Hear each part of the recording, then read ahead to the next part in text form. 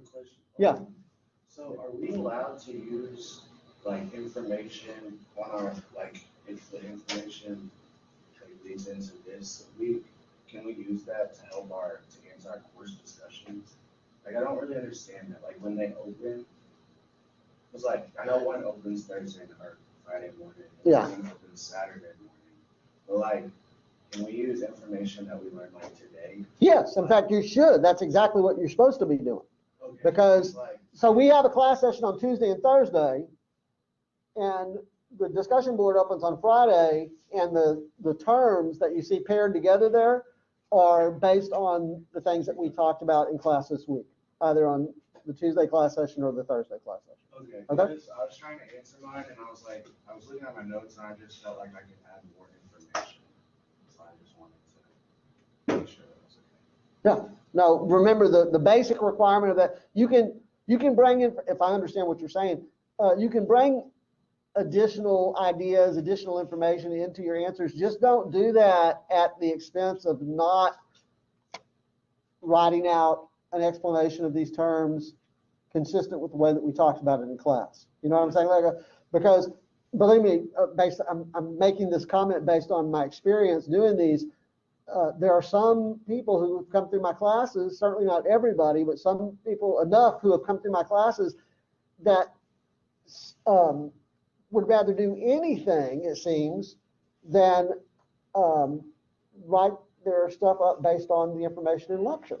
It seems like they, like, you know, I'm going to just go out and Google something, or I'm going to pull in something. I'm not sure why people think that's easier, right?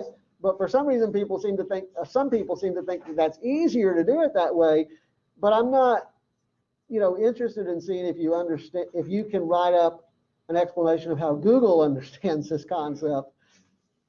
I want to know that you understand it the way that we talked about it in class. But you're free to bring in, other source material. If you do that, again, not at the expense of the way that we talked about it in class, but if you do bring in something, just remember to cite it. You can't just put stuff out there without telling us where you got it from.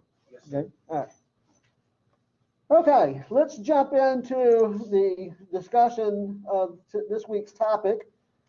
And as I said, we're going to talk about the Texas Constitution this week, but I want to begin by, actually through a good chunk of our discussion, including into Thursday, we're going to be talking about the Texas Constitution in sort of a comparison contrast way. I think that's really the best way to understand the Texas Constitution. How consistent or how inconsistent is it with other American constitutions? The Texas Constitution, like most other American constitutions, has some basic philosophical ideals that underlie it. But one of the things that we find when we start getting into the nitty-gritty, so to speak, of the Texas Constitution is that it is very different in some important ways. Okay, so if it helps you to kind of understand where we're going this week with this topic on the Texas Constitution, think compare and contrast. Right? We're going to be comparing and contrasting the Texas Constitution to other American constitutions, most notably the model of the U.S. Constitution. Okay, so let's begin with some comparison. And I want to suggest to you, as I just did, I want to re-emphasize that the Texas Constitution is like all other American constitutions in that it emphasizes the principle of limited government. Okay, as I like to say, particularly in my Government 2305 class, Americans have this idea, we seem to have this idea that the whole purpose of having a constitution is to impose limits on government. If you believe, as few Americans do, that government ought to be able to undertake any authority it so chooses, that government ought to be able to do anything that it wants, then there is absolutely no purpose of having a constitution. The whole idea of constitutional government, as it emerged in liberal thinking in the 18th century, was to impose limits on government's authority. Right? So the basic logic goes something like this, right? The starting point is this idea that individuals have certain rights by the laws of nature. Jefferson Thomas Jefferson tells us in the Declaration of Independence, we hold these truths to be self-evident that all men are created equal and endowed by their Creator with certain unalienable rights. Among these are life, liberty, and the pursuit of happiness. And Americans, whether they live in Texas or Utah or California or Maine or Florida or anywhere else across this great land, seem to accept whole, without question, in its entirety, the basic ideas underlying the Declaration of Independence. I have never heard anyone in the course of American political debate in any context wonder out loud, have you ever read the Declaration of Independence? Have you seen the nonsense that's in that thing? Jefferson asserts we hold these truths to be self-evident. And so if they're self-evident, at that time in the late 18th century and successive generations of Americans thereafter don't really sit around and debate it and discuss it. We just accept it. But anyway, that is the starting point. The idea that individuals, by the laws of nature, have certain rights. Jefferson says among these are life, liberty, and the pursuit of happiness. Jefferson used that phrase, pursuit of happiness. He was taking the phrase life, liberty, and estate, or life, liberty, and property from John Locke, the British philosopher's second treatise of civil government, and for whatever reason he moved that from estate or property to pursuit of happiness. There's probably a good class meeting that we could devote to explore the question of why Jefferson would have done that, but we'll resist the temptation because we've got other stuff to do. But the point is that Jefferson attributes this to the laws of nature. Just like there are physical laws of nature, the laws of motion, for example, that were developed by Isaac Newton in the late 17th century, the social and political philosophers of the 18th century, and down to the time of the American Revolution, believed that there were also laws of nature that pertain to human beings and their rights. Okay? And Jefferson says in the Declaration of Independence that they're unalienable. He should have said inalienable to be grammatically correct, but we'll forgive Jefferson for that error, right? Inalienable means that they're an integral part of being a human being, and you can't be arbitrarily separated from or you shouldn't be arbitrarily separated from your rights. Again, that's really the starting point of understanding this concept of limited government and why Americans embrace the idea of constitutions. Okay? We start with that piece. Okay? And from there, we move to the idea that government is created by a contract by individuals who want some protection for their life, liberty, and property, or their life, liberty, and pursuit of happiness. And again, Jefferson tells us in the Declaration of Independence, that's why we have government, that to secure these rights, governments are instituted among men, deriving their just powers from the consent of the governed. Mr. Jefferson, why do we have government? To secure the rights of individuals, the rights that they have by the laws of nature. Mr. Jefferson, where does government get its authority from? It gets its authority from the consent of the governed, from the very people who it governs. Okay? And there is a contract then between the governed and the government. Okay? And that, again, suggests that specific policies that are undertaken by government are based on the consent of the governed. Okay? And then finally, the idea that the people have the right to change their government. We were just talking in the Government 2305 class that just ended about how the Americans who wrote the Constitution in 1787 were interested in sort of tamping down on that revolutionary impulse. Some of you who know your American history well enough know that the Americans in the Declaration of Independence embraced a right of revolution, but it was a qualified right, okay? Jefferson writes in the Declaration of Independence that prudence indeed will dictate that governments long established should not be changed for light and transient causes. In other words, if he says prudence, he means careful thought, right? If you think about it carefully, revolution is not justified just on a whim. Revolution is not justified any time an individual or a group of individuals think that government has mistreated it. There has to be a systematic pattern of abuse on the part of the government. Now, it was the experience of the American colonists that George III, at least from their perception, had systematically abused their rights and liberties, and that's why their armed rebellion, the War of Independence, was justified. Okay? Yeah. Do you feel like the government was overstepping its rights on, let's say, certain amendments that would be justified?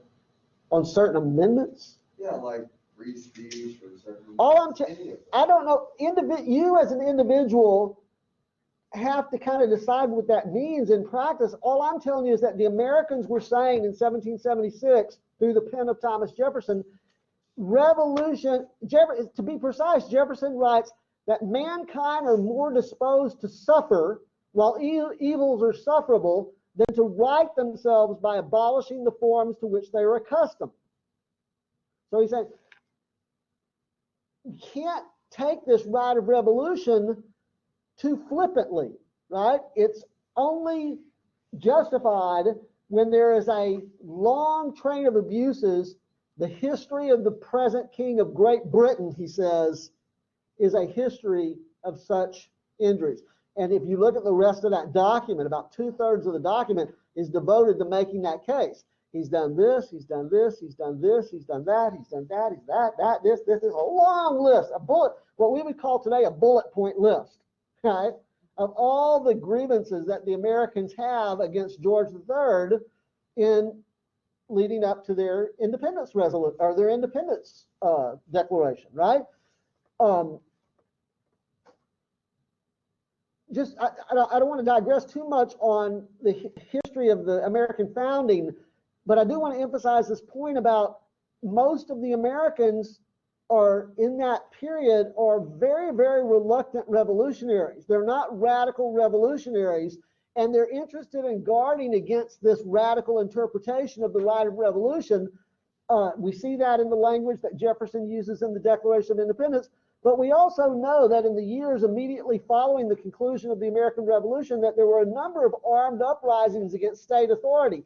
The most famous of these were the Exeter riot in New Hampshire in 1786 and Shays Rebellion in Massachusetts in 1787, causing people like George Washington and Benjamin Franklin and John Adams and Alexander Hamilton and James Madison and many of the others to be horrified by what they were witnessing, these armed insurgencies against governing authority.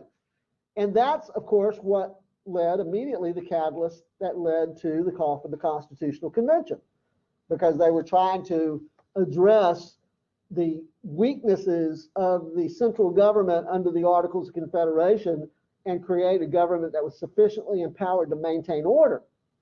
So I think there's a lot of historical reason there for us to believe that most of the Americans of the late 18th century would have been very, very, I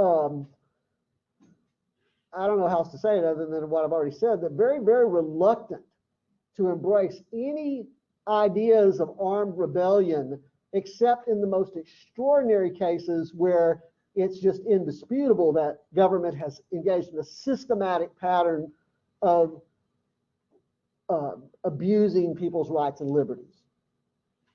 Now, what they did do, and this is the point really that I'm trying to get to here, is while they are interested in tamping down this revolutionary fervor, there was only a handful of Americans during that period that would have embraced a radical interpretation of the right to revolution.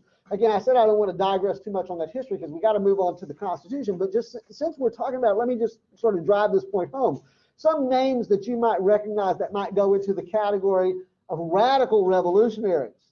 Thomas Paine, many of you probably know the name Thomas Paine. Thomas Paine was actually English, and he came to America, he came to the colonies at the time of the American independence movement. You'll recall his role was he wrote pamphlets, Common Sense and the Age of Reason and so on. He goes in the category of a radical revolutionary. I'm not a historian, but I'm pretty confident in saying that we should put Paine in that category. Because if for no other reason, we know what happened to Paine after his time in the American experience was done. He got on a boat, went to France, and started whipping up revolution in France. Ended up being imprisoned, right? Somebody like Patrick Henry, a name that many of you recognize, probably goes in the category of a more radical revolutionary. Somebody like maybe Samuel Adams, okay? But most of the other, maybe Jefferson. Jefferson is such a brilliant individual, and like most brilliant individuals, he's extremely complex, and there's lots of sort of what appear to be contradictions and so on. Jefferson could write things like, the tree of liberty must be nourished from time to time with the blood of patriots and tyrants. It's its natural manure, which presumably what he meant by that was a little armed uprising every once in a while, maybe every 20 to 30 years, maybe isn't such a bad thing, right? But at the same time, he could also write the words that I previously shared with you. Prudence indeed will dictate that governments long established should not be changed for light and transient causes. So maybe, I don't know where we put Jefferson exactly, at least in the Declaration of Independence, he comes down on the side of reluctant revolutionary, okay? But certainly Washington and Franklin and John Adams and some of the other big names that we know from that era, I think there's no question that we would put them in the category of reluctant revolutionaries, okay? But by the time the Constitutional Convention is called and they write the Constitution, remember, independence is in 1776, and the Constitution is drafted in 1787.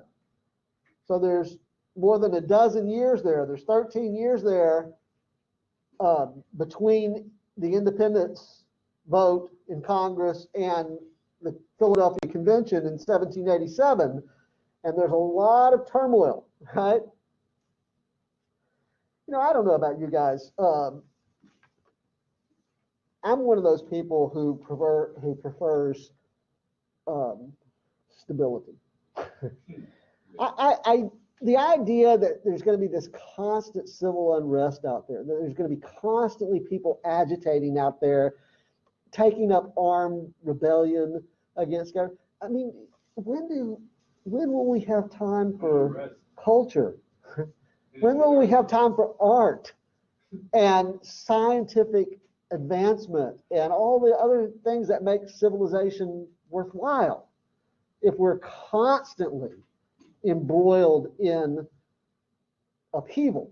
I don't know. I'm sorry, what? You have to find things to be mad about at that point, because eventually something is going to get to a point where it's decent. And you go, wait, supposed to have revolution today. I don't want to gloss over the very real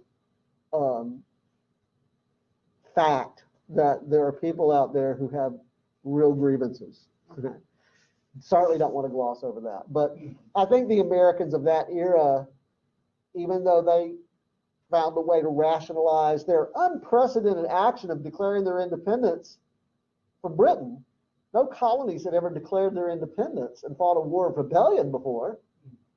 They found a way to justify it. They're also interested in sort of keeping a lid on it. Right? They're not like the French a few years later. The Americans are not like the French a few years later, who went around chopping off the heads of aristocrats and tried to, the French Revolution was about destroying aristocracy. That's not what the American Revolution was about. It was about severing the ties between the colonies and the crown. And so there's a certain amount of, I use this term very, very loosely here, there's a certain conservative aspect of that, okay? Not radical aspect. But as I keep sort of getting right to the point of saying, and then I back off, let me go ahead and say, even those Americans who wrote the Constitution in 1787 even though they want to tamp down because of Shays Rebellion and the Exeter Rising, they want to tamp down on that armed rebellion angle, they still embrace the idea that the people have a right to change their government. And so they incorporate into the Constitution a peaceful political process called amendment to allow the people to do that. That's what their answer would be, I think, for many people today who are, eager to engage in, insurrection, is the answer is you have a peaceful way to change your government if you can muster the political support for your ideas. You have to be able to muster the political support for your ideas in order to get the super majorities that are required to do that constitutional amendment thing. It's hard, particularly under the U.S. Constitution, right? Okay, so anyway, that's the sort of theoretical underpinnings or theoretical foundations of American constitutions, but it's all about the principle of limiting government, okay? So how do American constitutions do that? What are some specific ways that American constitutions do that? Well, I've outlined several things here. We're going to just tick these off here real quick, and then we're going to sort of back up and go through some of this in more detail, okay? So let's just get them out there first, okay? So one way that American constitutions, and this includes the Texas Constitution, one of the ways that they limit the authority of government is through structural principles. Structural is just kind of a fancy way of saying the way that government is set up. For people like James Madison, this was really the key. Madison, as some of you probably know, is oftentimes referred to as the father of the Constitution, the father of the U.S. Constitution. Right? And Madison's biggest, idea, I think, is this. It wasn't original to Madison. It was borrowed from the French philosopher Montesquieu. But his whole idea was that if you decentralize the power of government, if you prevent one person or one institution from having too much power, then that goes a long way to limit government's authority and therefore protect the rights of individuals. Now, how can you decentralize the power of government? Well, you can do it through these principles like separation of powers, checks and balances, bicameralism, and federalism. Right? Again, many of you are probably familiar with those, particularly those of you who have taken the Government 2305 course already. I would think that you didn't have it with me. I've not had any of you guys in my classes before, but I'm very confident that whoever you had for Government 2305 covered those structural principles. Yeah. Oh, yeah, that was nice. Okay, so, yeah, I have had one of you, one person before. I'm sorry. I keep forgetting that. Okay, so the structural principles of government, the structural mechanism, again, just means the way that government is set up. Madison's idea is if you're very careful about the way you set up government, the way you structure government, so that you pit one branch of government against another branch of government, or one level of government against another level of government, one chamber of Congress against, right? So that it assumes conflict, that the branches, the levels of government, et cetera, are going to be in conflict with one another. They're going to be jealous of each other's prerogatives, and they're going to be protective of their own prerogatives, and that is good for people and their rights, because it makes it very, very difficult for government to do much, whether, by the way, that's with good intent or bad intent.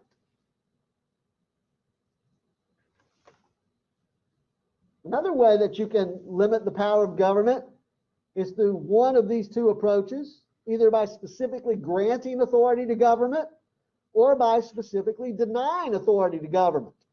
And you can see, I've noted there that here's where we see a difference between the Texas Constitution and the U.S. Constitution, because the U.S. Constitution emphasizes denials of authority and the Texas Constitution emphasizes grants of authority. So more on that here in just a bit. You can limit the authority of government by establishing electoral processes. This is a constitutional mechanism that allows for political accountability. Presumably, people want their rights to be protected, and so if the current government becomes abusive of its authority, one way to root that out is through the next election. Presumably the people will kick them out and elect somebody who respects their rights better.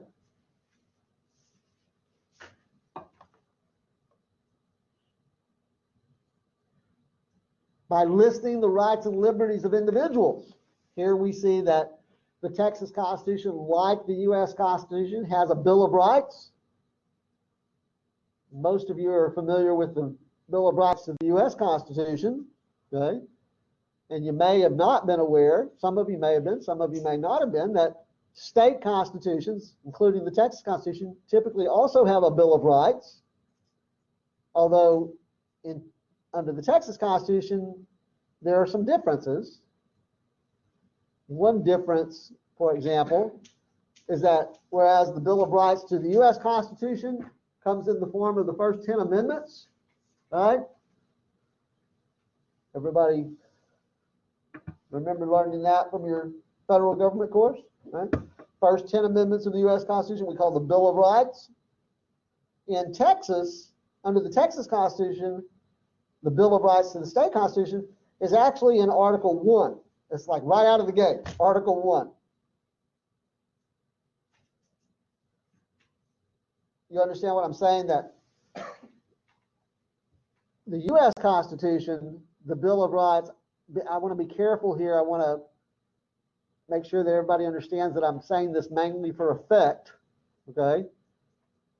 But in the U.S. Constitution, the Bill of Rights, given the fact that they are amendments to the Constitution, means that the Constitution was drafted and ratified first and went into effect, and then the first 10 amendments were added later. It didn't take very long. The Constitution went into effect in 1789, and the Bill of Rights was drafted by the first Congress when it met in 1789 and was ratified in 1791. It only took 2 years to get 10 amendments to the U.S. Constitution. But it was after the fact. The Bill of Rights in the Texas Constitution is actually in the Constitution, the Constitution as it was drafted in 1875, and it is Article 1. So it's first out of the gate, right? It's the first thing. It might tell you something about the mentality of those who drafted the Texas Constitution. Yes. They were definitely nervous about any kind of governmental authority. They want to make sure the rights are protected, like first and foremost. Yeah, I think that's an accurate reading or an accurate interpretation. Now, as we move along here over the next class meeting and a half, we can talk a little bit about, how that played out. But I think that at least initially, is an accurate statement of things, that those individuals who were at the Constitutional Convention, the Texas Constitution in 1875, were really focused in on this idea of listing specific rights and liberties and protecting them against government authority. But whether we're talking about the Bill of Rights to the U.S. Constitution or the Bill of Rights to the Texas Constitution, I want to just, before we move on, make sure that everybody kind of has a good, a good basic understanding of what the philosophical motivation is of a Bill of Rights. You see, the idea is that if you believe that individuals have certain specific civil liberties rights, like say a right of free worship, and if you believe that government is the principal threat to that right, it makes sense to write it into the Constitution and say government can't deprive the individual of this right. So that's a limitation on government authority. For example, in the First Amendment of the U.S. Constitution, it says, Congress shall make no law respecting an establishment of religion. Well, I mean, that's the implication, but the more precise way to say that is that under our Constitution, we're not going to allow government to stop you. Yeah, we're not going to knock your door down. You're worshiping a tree.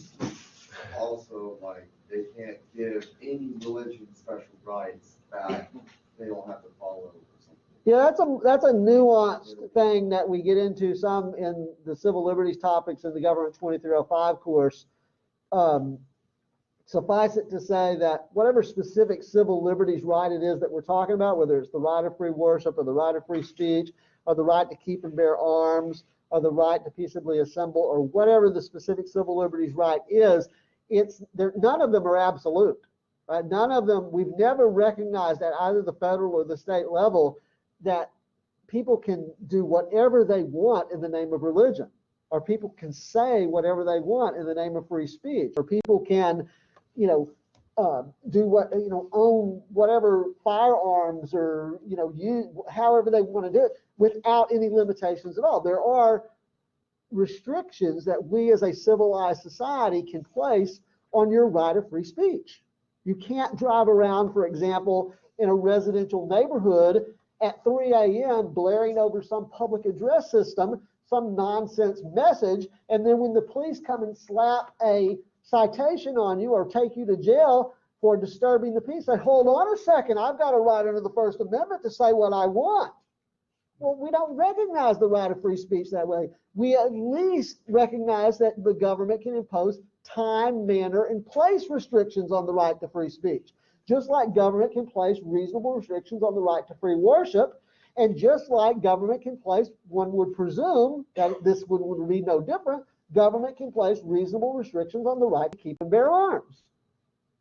The question is, what is reasonable? And so now you start getting into the very difficult question of where do you draw the line between that which is protected and that which is not protected? And that's a topic for a whole other, time and place. It does say shall not be infringed, which I'm assuming is not infringed upon by the government or another. But the First Amendment also says Congress shall make no law abridging the right of free speech. But that doesn't mean that we can't have laws that place reasonable restrictions on the right of free speech. But who came up with the idea? Like, it sounds like they were very general. Who eventually decided, you know what, let's take a second here and just put some, let's fix these up a little bit. The answer to that question is that legislative bodies like Congress or state legislatures or city councils will pass laws restricting this right in some way, and then ultimately you may get some sort of litigation that goes through the court system, maybe up to the United States Supreme Court, where the question is raised, is this restriction that's placed on the right of free worship, free speech, keep and bear arms, whatever the specific right is this a reasonable restriction? And the court will have to tell us whether this is a reasonable restriction.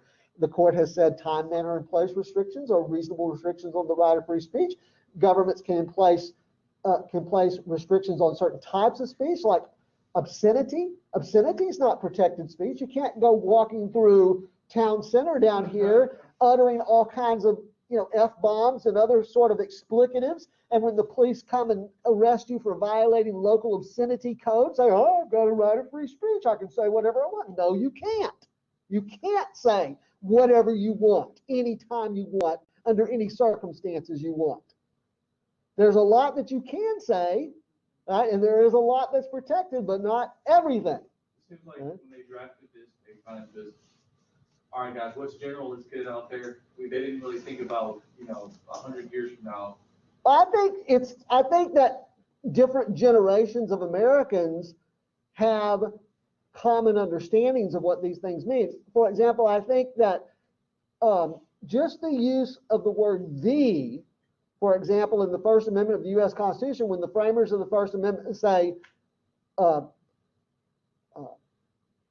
Congress shall make no law abridging the right of free speech, indicates that they thought of some contextual notion of free speech. It's not the freedom to say anything you want. It's a sort of a consensually understood notion. Now, our generation, and here we are in 2021, we would have a different contextual understanding of that. For example, back in 1789, when the First Amendment was added to the Constitution, I don't think that there are very many framers of, Americans during that period that would have understood, say, artistic speech to be protected.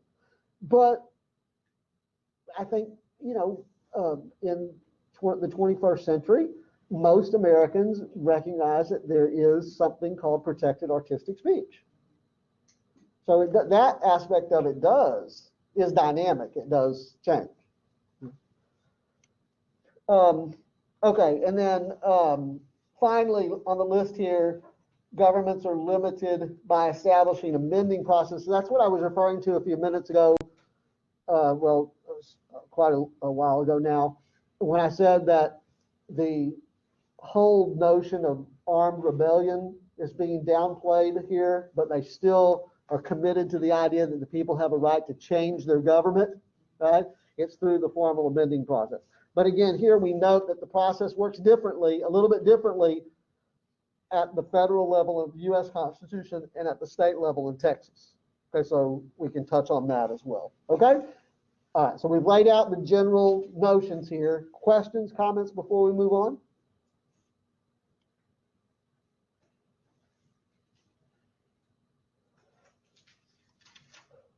This is not going to be up on the screen really long enough for you to get it all down. I just kind of would like for you to get a general sense of what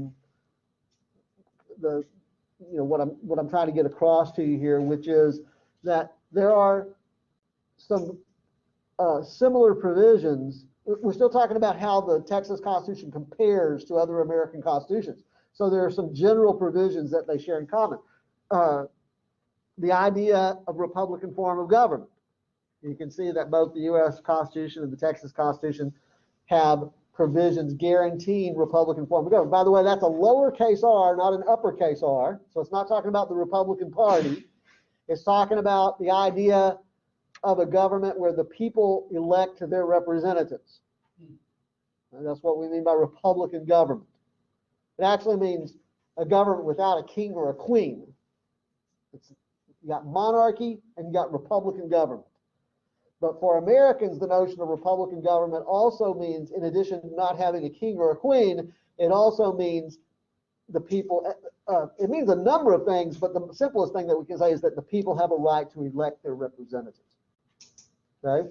Both the U.S. Constitution and the Texas Constitution guarantee indictment by grand jury in serious cases. Both prohibit excessive bail. Both prohibit the suspension of the writ of habeas corpus. Both guarantee due process of law, prohibit ex post facto laws, prohibit bills of attainder. Both guarantee just compensation or fair compensation in eminent domain proceedings, the right to keep and bear arms, provisions against quartering of soldiers in private homes, right of free speech, free press, peaceably assemble, freedom of religion, right to counsel, right against double jeopardy, right to speedy trial, right against cruel and unusual punishments, and right against unreasonable searches and seizures. So indeed, quite a lot of common ground between the U.S. and the Texas constitutions. Okay?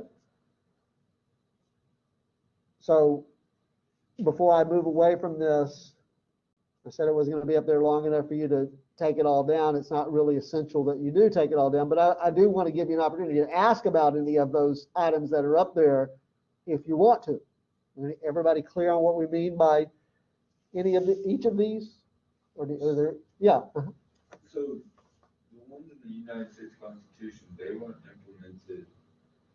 The get low versus New York. Oh, what that's talking about, what that means, this is not a table of my creation. I took it out of a book many, many years ago, a textbook many, many years ago.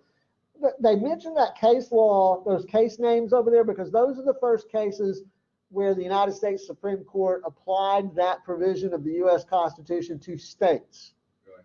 So like the right of free speech, Gitlow versus New York 100 years ago, or almost 100 years ago, was the first time where the Supreme Court said, even though that the First Amendment of the Constitution says Congress shall make no law abridging the freedom of speech, what it really means is government in general, whether that's the national government or the state government or local government. So your right of free speech as an individual is not only protected against the authority of Congress, but also against the authority of the state and the local government as well. That's by virtue of the 14th Amendment. The 14th Amendment prohibits the states from depriving liberty without due process of law. It's the famous due process clause.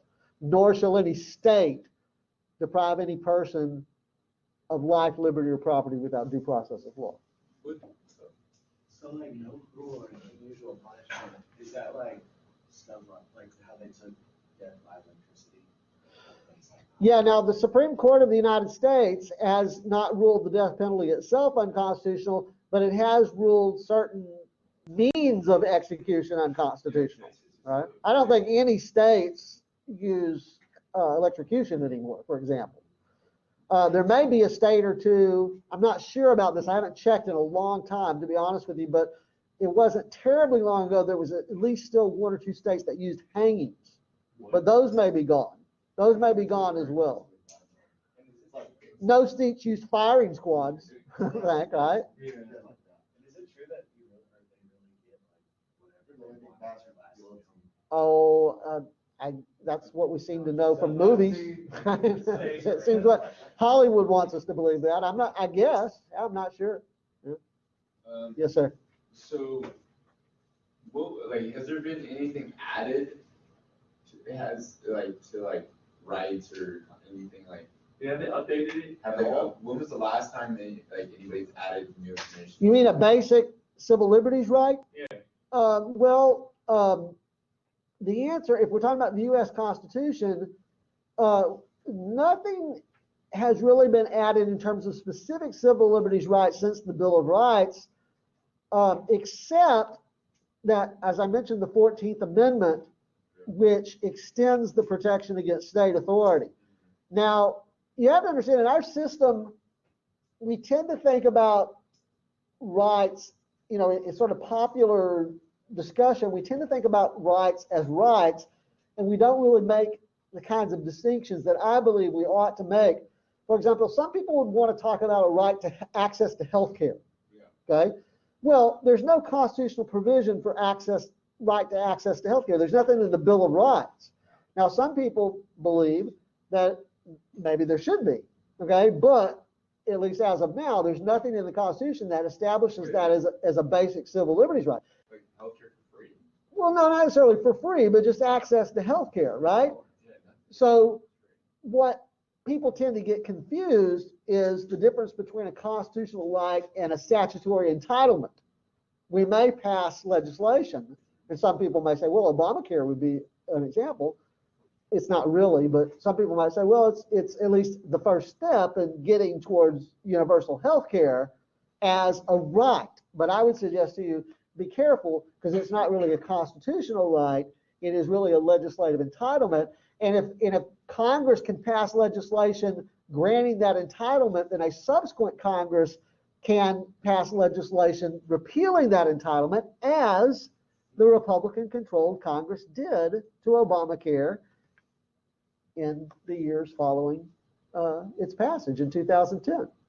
Right? Okay. Some people would say, oh, maybe a right to higher education. Right? That's certainly not in the Constitution. Right? So Maybe at some point we get a statutory entitlement to, higher education, but I doubt that it'll come in the form of a constitutional provision. So we make legislate, what you said, we can host ideas and stuff, they can be rejected or accepted, but we can't actually alter anything, like we can't. They are altered, but only in the sense of how we understand them, and generally that responsibility has devolved to the courts, and specifically the United States Supreme Court, to tell us what the appropriate understanding is. And I'll give you an example. I don't want to get into any debate or discussion about the merits of this, but let me just remind you that for many, many, many years, for decades, the United States Supreme Court would not take up any kind of case dealing with the fundamental question about the right to keep and bear arms, leading many, many people to conclude that, well, apparently the court, because there were no shortage of cases that were filed, the Supreme Court just refused to take them up. leading many people to conclude that the United States Supreme Court doesn't see the right to keep and bear arms as a fundamental individual liberty. Perhaps it sees that right as a collective right, because remember the Second Amendment does say, it doesn't just say the right to keep and bear arms shall not be infringed, it says a well-regulated militia, right? Suggesting to some people that means it's not an individual right, but a collective right. However, that changed, and it changed in a big way in 2008 and 2010, because the Supreme Court dealt with two cases, and the conclusion in both of those cases was that it is a fundamental right of the individual, and therefore it is protected against the authority not only of the national government, but against the authority of the states. You know, for many, many years, you guys, many of you are probably too young to really kind of appreciate this, but for many, many, many years, the extent to which gun owners could claim they had a right to this or that depended on what state they lived in. Yep. Now, you live in Texas. Texas has always had pretty liberal gun laws. Hey, there's a use of the word liberal that should be good news to even the most conservatives, right? Liberal gun laws. Not difficult, really, comparatively speaking, to get a gun legally in Texas. Other states, New York, perhaps, Massachusetts, and others, much more difficult to get a gun legally. Okay? I didn't say illegally, I said legally. Okay? Right? So much more difficult. Whether that's a good thing or a bad thing, I'm not really trying to raise that question. What I'm trying to get you to understand is that the reason you could have differences from state to state was because there was no definitive Supreme Court decision up until 2010 that this was a fundamental right of the individual and therefore protected against the state. So it's going to happen. It's going to take some time. It's been 10 years now, and that's really too short of a period of time for us to see this come to full fruition. But it's going to be like the right of free speech. It's going to be like the right of free worship. It's going to be like all of these other civil liberties rights. It really will become less and less important. It'll matter less and less which state you live in to determine the extent to which you can claim your right to keep and bear arms. I think it'll be, assuming the Supreme Court doesn't change its view on this, assuming the Supreme Court holds firm on the idea that it's a right of the individual, one would expect that the differences in state laws would begin to smooth out over time, just like it has with the right of free speech. You see, your right of free speech doesn't really matter what is protected if you live in Texas versus whether you live in California versus whether you live in Idaho or New York or wherever. It's protected. The Supreme Court has consistently said that it's protected for 100 years. There's been some, specific questions that have been raised about what type of speech is protected or what type of speech, but it doesn't matter whether you're in Texas or California, right? It has mattered up until recently whether you live in Texas or California or New York in terms of gun owners' rights. Okay? But I think, unless the court changes its posture, and I don't expect it to, that will begin to even out over time. I mean, I've grown up around a lot of family hunting, learning how to take care of, be responsible with gun ownership and stuff like that. Yeah. And just, the regulations that come out of different places that are just so opposite of what our state has is pretty insane. I mean, there can be differences from state to state, even in terms of something like speech. For example, the local laws governing obscene speech can vary dramatically. But what the court has said pretty consistently is that we're going to leave it to local communities to define their local standards for themselves. So that means, for example, do any of you know the name Luke Skywalker? love it. Well, who do you think I'm talking about when I say Luke Skywalker? Well, I hope he Oh, I hope we're talking about the laser same sword. person. Huh? Probably has a laser sword in his I'm not talking about the Star Wars Luke Skywalker. Of course not. You're talking about the rapper, the old school rapper, Luke Skywalker? Yeah. Yeah, well, there was a guy, I'm talking old school, right? Old school rap. a band called Two Live Crew. Two Live Crew. Okay. Two Live Crew, and the lead guy called himself Luke Skywalker. He was arrested during a performance on stage in one of the cities in Florida, I think it was like Gainesville, one of the university cities, for violating local obscenity laws. And he claimed free speech protection. But the courts found that no, they can determine in that community what the community standards are for obscenity. Right? He might not have been arrested in Las Vegas, Nevada for doing exactly the same bit. Right? You see what I'm saying? That so even when it comes to free speech, there can be variances from one area to another. But for the most part, it doesn't matter which state you live in. Anything else on here that you want to ask about? Everybody knows, for example, what just compensation and eminent domain proceedings means? What? What did you say? Everybody knows, for example, what just compensation and eminent domain proceedings means? It's when the government's like, hey, I'm gonna need the land where your house is so I can build something. I think the Commission for Water and I think the city of Vegas, a lot of that, like, hey, we need to build a dam here. Your area's gonna be flooded. We're gonna pay you probably even more than what your house is worth. Yeah, I mean, you said quite a bit there that we can address. First, let me say that in most eminent domain proceedings, we're usually not talking about the entirety of somebody's property. Usually we're talking about like an easement or something like that, right? Very rarely, gotta move, the highway's coming through, right? Yeah. It does, I mean, it They can. have to pay you. It can happen. Yeah, well, that's why it says fair compensation in eminent domain They proceedings. can't just keep you out your house, like, we're building a highway. And that means that they have to pay you fair market value. Now, they have models, governments have models. I mean, it's not hard to determine what similar properties are selling for, what the market value is for similar properties. And in many cases, they may even pay more, because I've never known anybody who's gone through an eminent domain proceeding that thinks that they're being given fair compensation. They always think that they're being rooked, okay? But that's because they weren't in the market to give up the property in the first place, right? Yeah. So I think sometimes you're right. I think sometimes government does sort of top it off a little bit. But the bottom line is that historically, there's been very little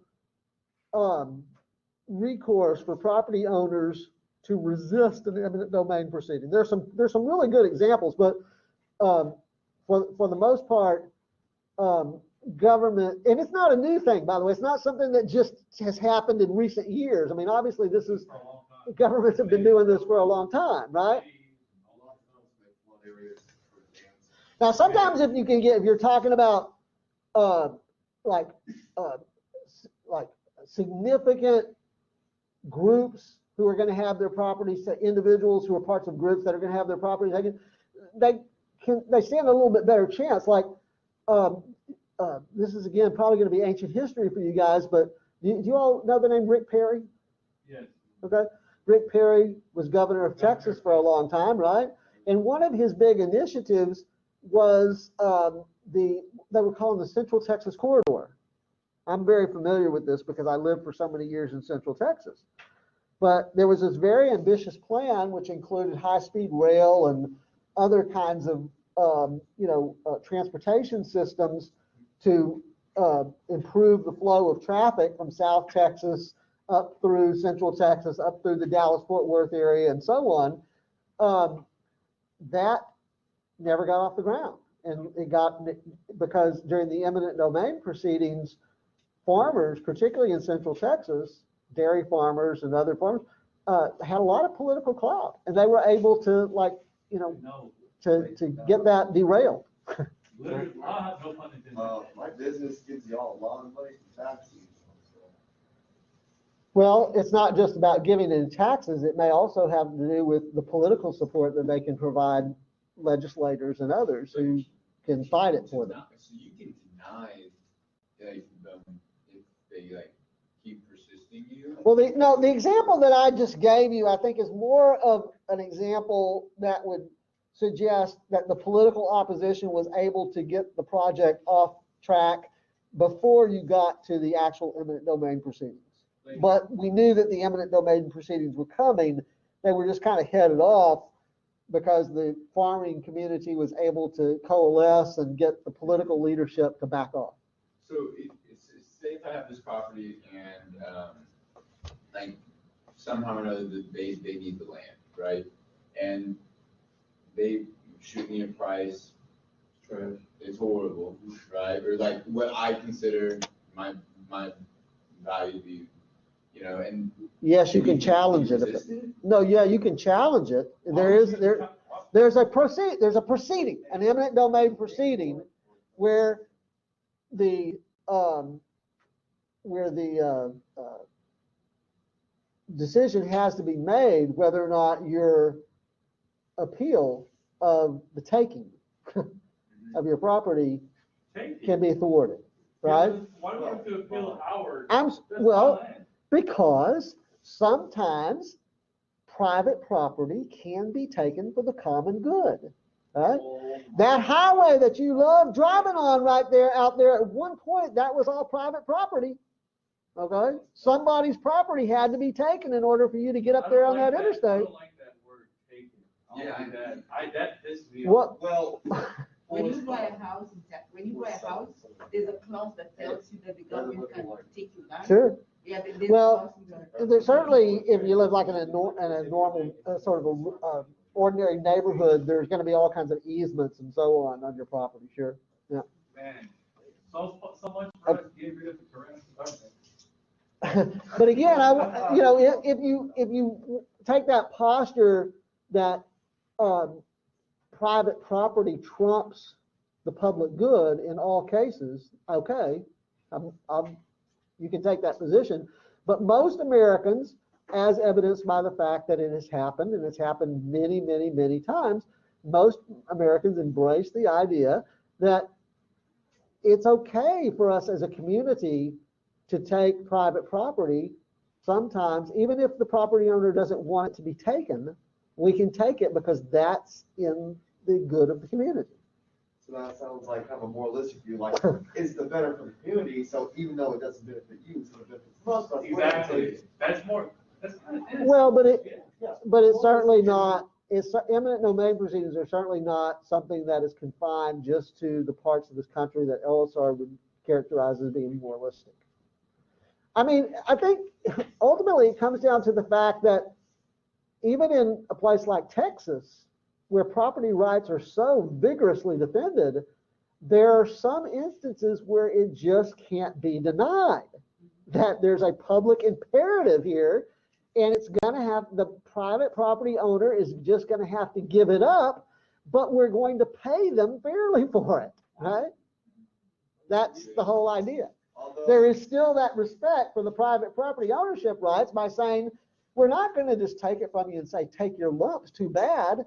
We're going to take it, yes, but we're going to pay you fairly for it. I'm assuming you could sue those who made more money, because like, well, what about motion damage? I mean, there's been my family for 200 years. Yeah, I don't think you're going to get, I don't think they're too, I don't know of any models that are used to account for like the emotional value of It's like, private there's a property. turn. I cried 3 times this day in 12 years.